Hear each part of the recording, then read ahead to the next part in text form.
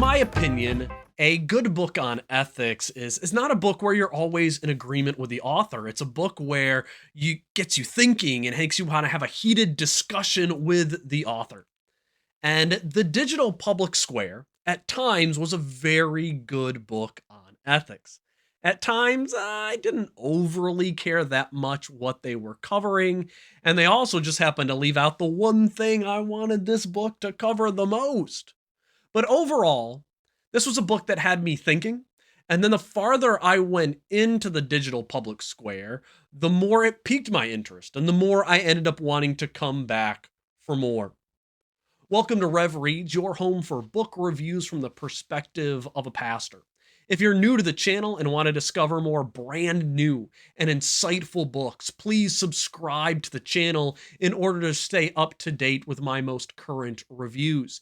If you're a regular to the channel, please like this video, share it with other people online to help them learn how we as a church should interact in this digital world. And also, if you'd consider supporting Rev Reads, you could go to buymeacoffee.com/Rev Reads and support the channel financially for as little as $3 a month. The Digital Public Square is a very recent publication by B&H Academic. And because of the ever-shifting landscape of technology, the sooner you read this book, the better it'll be. So if you're considering reading this at all, I'd say don't put it off, but read it as soon as you can. Jason Thacker serves as editor, and combined with several other authors, he walks the reader through a myriad of ethical issues facing our society with the growing place that the digital world has upon our lives. Thanks to Twitter and Facebook, I personally have numerous friends that I feel a very close connection to, people that I would have never met without the internet, and people that I may never meet face to face.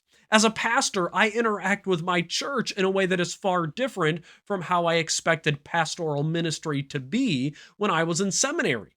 And that wasn't that long ago. We all know how the digital public square has transformed our lives in recent years. And Thacker and his team are here to help you think through some of the ethical issues with social media and massive tech companies that are having a greater and greater influence on our lives to the point where they may be more influential than our government, our churches, and our own families. Now, the sections of this book that focused on government policy, the two chapters entitled The Wild West of Tech Policy and The Global Digital Marketplace, those were kind of difficult for me to get through. I'm not really all that interested in discussions on tech policy put forward by government. I could have done without them, and since they were the second and third chapter of the book and two of the longer chapters in the book, when I was reading them, I thought, maybe I made a mistake picking this book up, but I wanted to at least get to David French's chapter on how government can't save us from ourselves. So I persevered through those two chapters. And the reason I wanted to read David French's chapter so much is that he's gone in a direction that I don't really care for lately. He's writing about things that really he disagrees with me a lot in what he says. So I was curious about what he'd write about in this book. Basically, I was reading French's chapter to see how much I was going to hate it. And it turned out I loved it. It might have been the best chapter in the book. He was right on in his view that we cannot turn to government policies to save us from the ills of the internet age. His conclusion, there's no substitute for self-discipline. There's no substitute for wise parenting. He gave some insight for wise parenting today following that line, and then he wrote, none of this is easy. All of it is necessary. Freedom of expression is both a blessing and a responsibility. And I could not have agreed with his final point anymore. And I'm even more impressed that I agreed with him and liked it so much because I went in assuming that I would vehemently disagree with him on that chapter. The book from that point on continued to be very good until the end. A major point of emphasis on the book was the importance of defending free speech online. content moderation by civil governments is dangerous. And it is far more dangerous than what we would find on a free and open internet. And while content moderation by tech companies is frustrating, I wouldn't even begin to say that it is fairly practiced. Moderation by the government? That would be substantially worse. And then the book had quite a few discussions on artificial intelligence and how they are and will influence our lives in so many ways. And that was eye-opening. If you've never considered about what it will mean to live in a world where we're probably going to end up having some pastors who preach sermons that were written by AI instead of themselves, if you've never considered all of these far-reaching impacts that artificial intelligence will have on our churches and our governments, you should read this book. The chapter on pornography was very good as well. I did like some of the suggestions put forward by the authors on, I wouldn't say they were suggestions on banning pornography, but because I do agree with the author of that chapter, that's just not going to happen. But instead of a ban, we can do simple things that make it harder for kids to stumble into porn. So while a ban is impossible to get through the US courts, there are things we can do to help children not be able to access it with such ease. So I really enjoyed reading the ideas put forward by Bonnie Kristian. I'm not sure how to pronounce your last name, Bonnie, I'm sorry. But her ideas were welcome, and Christians who are heavily involved with politics, or even those who work in companies like Alphabet or Amazon, you should read her suggestions and see if you can help pave the way to put some of those simple measures into our devices to help protect our kids. One thing I didn't like in the book were the numerous warnings on the spread of misinformation and propaganda online. I could care less about the spread of misinformation on the internet. To be frank, I don't even think it's a problem at all. The internet is nothing more than a place where people share what they believe about whatever they want to talk about. And people have always believed things that could be labeled misinformation, whether it's UFOs or a flat earth or the skunk ape.